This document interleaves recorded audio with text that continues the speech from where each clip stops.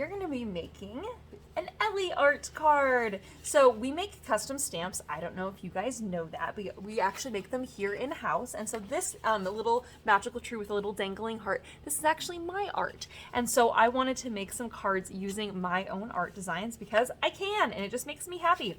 And then this is of the Believe in the Magic sentiment, which I just thought was so perfect for this card.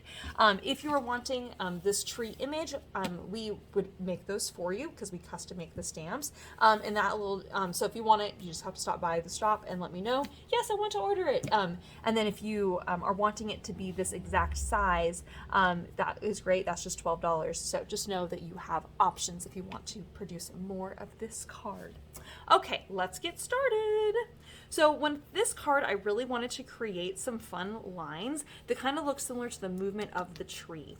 So what we're going to do here is we're going to color with twine. This was an idea I came up with and I was just like, oh my gosh, I love it so much. It just makes me so happy. So we're going to do this together.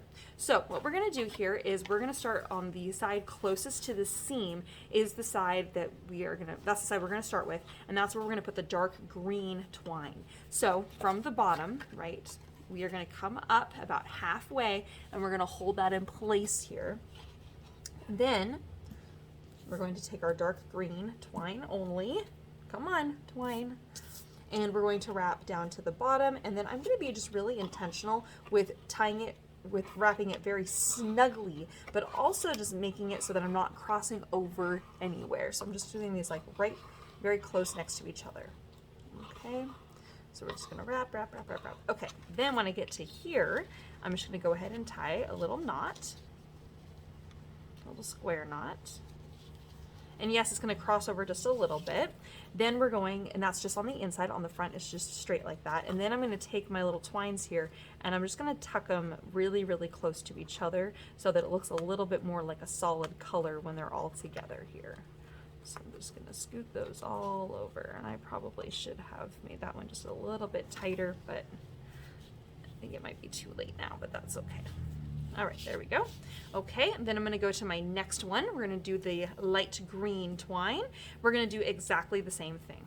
So we're going to take the end of our twine, we're going to come up from the bottom of the card about halfway. Just going to hold that in place, and we're going to do the same thing again. Whoops. Being very intentional with wrapping just right next to the last line that we did. And again, trying to get those as close as possible, but it's okay because even if they're not close or they're too close, at the very end we're going to come back and we are going to just tighten those up a little bit. Okay, so then when you get to where you can't go anymore, then you're going to come back over here, and once again you're going to tie off your twine into the little knot. All right, we're just going to tie that. I'm going to take a moment now and just trim my little tails because they're starting to get in my way.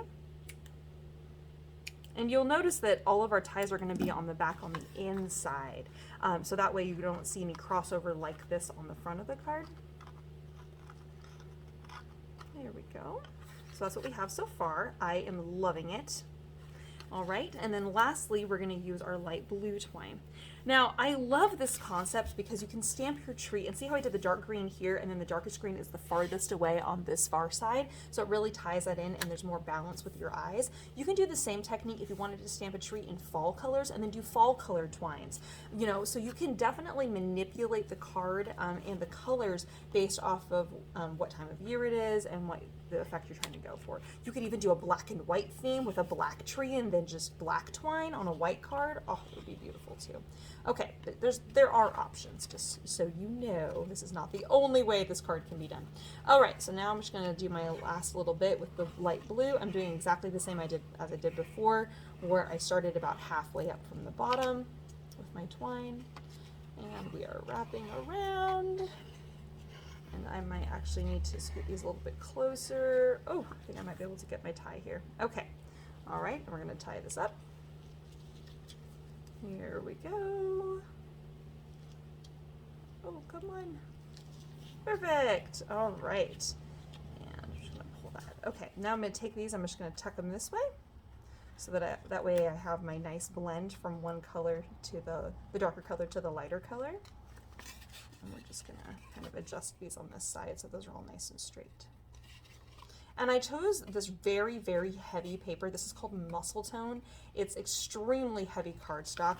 And specifically, the reason I did that was because I didn't want this to buckle too bad when we're wrapping. If you use a lighter weight cardstock, it will kind of want to buckle and it might want to like crease on itself because of the tension of the twines. So just be aware of that if you know, when you're going to do, if you wanted to do this card again, that you'll want to use a very heavy paper. I would not recommend going any lighter than 100 pound.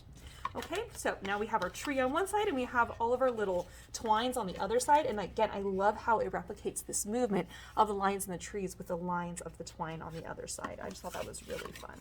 Oh, and I'm gonna wanna straighten these out a little bit more. So you might not be as picky about this, straightening these out, but I'm picky. All right, there we go, much better. Okay, so now what we're gonna do is we have this cute little heart. So this is also something that I made. I just threw this little heart together.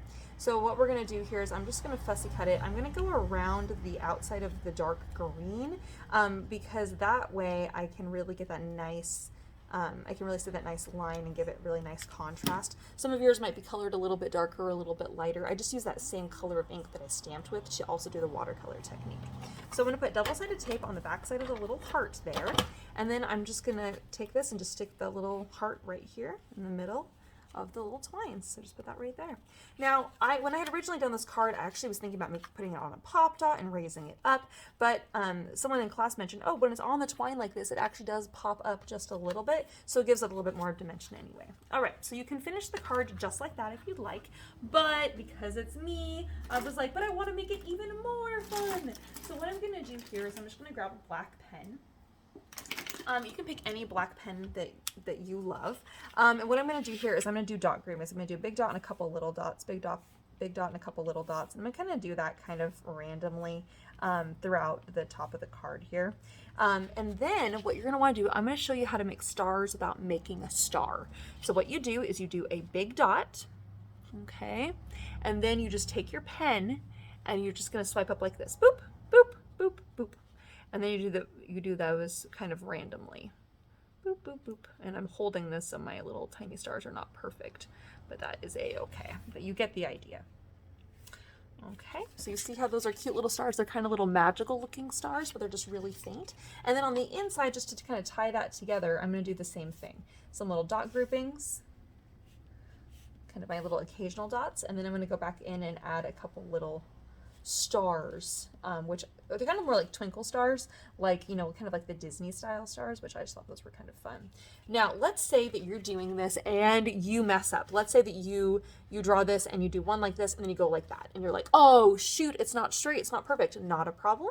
You just take your little lines and you just kind of create a little bit more of a burst. If you're going to do that one place, you'll need to do it somewhere else just to make sure that it doesn't look too uneven. Okay, doesn't look like it was a mistake. It looks like it was done on purpose. And it just adds a bit of magic to your card. So there we have the Believe in the Magic card.